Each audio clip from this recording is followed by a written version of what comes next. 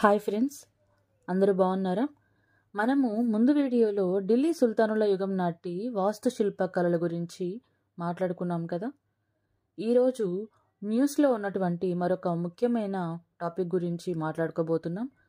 ముందుగా మన వీడియోస్ని చూస్తున్న వారందరికీ కూడా ధన్యవాదాలు. మన ఛానల్ని ఇలాగే సపోర్ట్ చేస్తూ ఉండండి.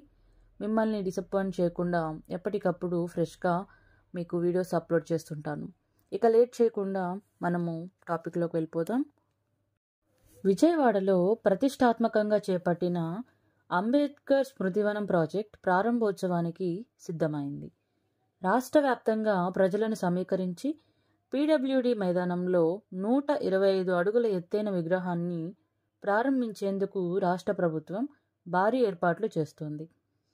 జనవరి 19న ముఖ్యమంత్రి వైఎస్ జగన్మోహన్ రెడ్డి గారు ఈ పథకాన్ని లాంఛనంగా ప్రారంభించి బహిరంగ సభలో ప్రసంగించనున్నారు.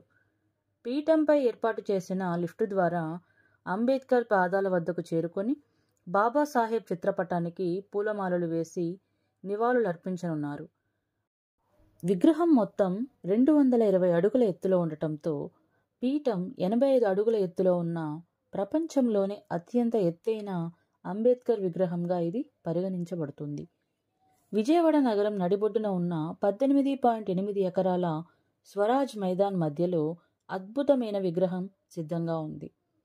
బాబాసాహెబ్ సందేశాన్ని ప్రపంచవ్యాప్తంగా వ్యాప్తి చేయడానికి ముఖ్యమంత్రి వైఎస్ జగన్మోహన్ రెడ్డి గారు నగరంలో విగ్రహ ప్రతిష్టాపనపై చాలా ప్రత్యేక శ్రద్ధ వహిస్తున్నారని ప్రత్యేక కార్యదర్శి మున్సిపల్ అడ్మినిస్ట్రేషన్ వై శ్రీలక్ష్మి గారు చెప్పారు. అంబేద్కర్ అనుభవ కేంద్రం, convention centre, mini theatre, food court, children's play area మరియు వాటర్ ఫౌంటైన్ వంటివి స్మృతివనం ప్రాజెక్టులో భాగంగా ఉన్నాయని ఆమె తెలిపారు. డాక్టర్ బిఆర్ అంబేద్కర్కు చిరస్మరణీయమైన నివాళులు అర్పించేందుకు రాష్ట్ర ప్రభుత్వం స్మృతివనం ప్రాజెక్టుకు దాదాపు 400 కోట్లు ఖర్చు చేసిందని ఆమె అన్నారు. అంబేద్కర్ సందేశాన్ని ప్రచారం చేసేందుకు అన్ని గ్రామాల్లో సమావేశాలు నిర్వహించాలని జిల్లా కలెక్టర్లు, జాయింట్ కలెక్టర్లను ఆదేశించిన నేపథ్యంలో అంబేద్కర్ విగ్రహ ఆవిష్కరణ కార్యక్రమాన్ని రాష్ట్ర వ్యాప్తంగా ఘనంగా నిర్వహించాలని రాష్ట్ర ప్రభుత్వం నిర్ణయించింది. అధికార వైఎస్ఆర్సీపీ శాసనసభ్యులు, నియోజకవర్గ ఇన్ఛార్జీలు దీక్ష సందర్భంగా బహిరంగ సభకు ప్రజలను సమీకరించే పనిలో నిమగ్నమయ్యారు. అంబేద్కర్కు నివాళులు అర్పించేందుకు అన్ని గ్రామ వార్డు సచివాలయాల వద్ద సంస్మరణ సభలు నిర్వహించబడతాయి.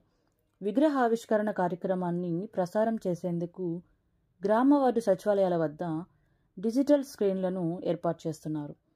అంబేద్కర్ విగ్రహ ఆవిష్కరణ ఏర్పాట్లను ప్రభుత్వ ప్రధాన కార్యదర్శి డాక్టర్ కెఎస్ జవహర్ రెడ్డి శుక్రవారం ఇక్కడ అధికారులతో సమీక్షించి వేదిక వద్దకు వచ్చేందుకు తగిన చర్యలు తీసుకోవాలని ఆదేశించారు.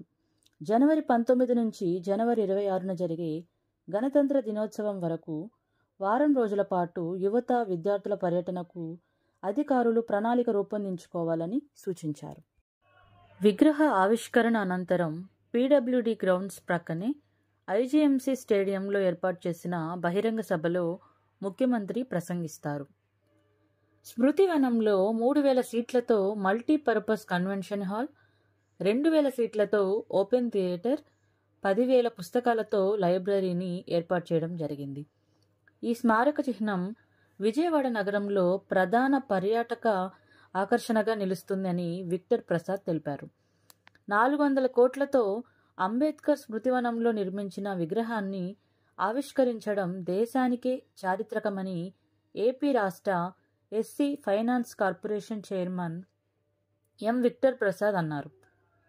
అంబేద్కర్ స్మృతివనం చరిత్రాత్మకమైనది. ఇది సామాజిక న్యాయ స్ఫూర్తికి ప్రతిబింబంగా నిలుస్తుంది.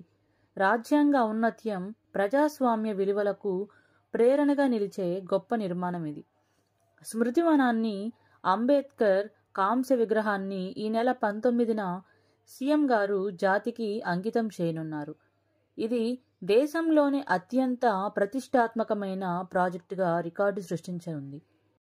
అంబేద్కర్ ఆలోచనలకు అద్దం పట్టే అద్భుత కళాఖండంగా దీన్ని తీర్చిదిద్దనున్నారు.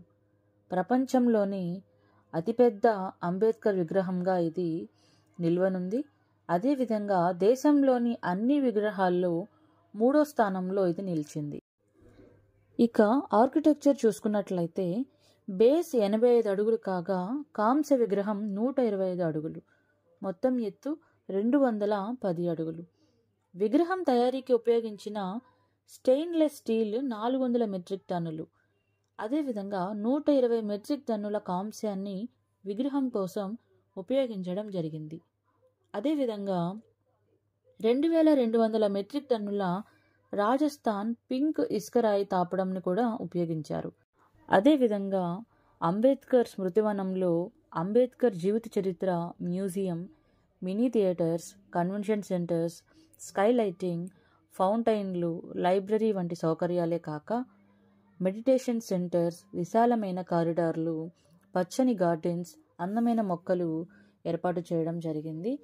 ఇది అంబేద్కర్ విగ్రహాల్లో మొదటి స్థానంలోనూ, అన్ని విగ్రహాల్లో 3వ స్థానంలో నిలవడం రాష్ట్రానికి గర్వకారణం.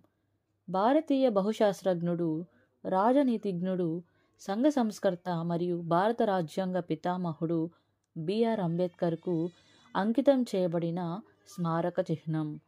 దీనిని జూలై 9, 2020లో ప్రారంభించడం జరిగింది. జనవరి 19, 2024న దీనిని ప్రారంభోత్సవం చేయడం జరుగుతుంది. ఇది ఫ్రెండ్స్ ఈరోజు వీడియో. మన టాపిక్ కనుక మీకు నచ్చినట్లయితే లైక్ చేయండి, షేర్ చేయండి, సబ్స్క్రైబ్ చేసుకోవడం మాత్రం మర్చిపోకండి. మరొక మంచి టాపిక్తో నెక్స్ట్ వీడియోలో కలుసుకుందాం. Thank you.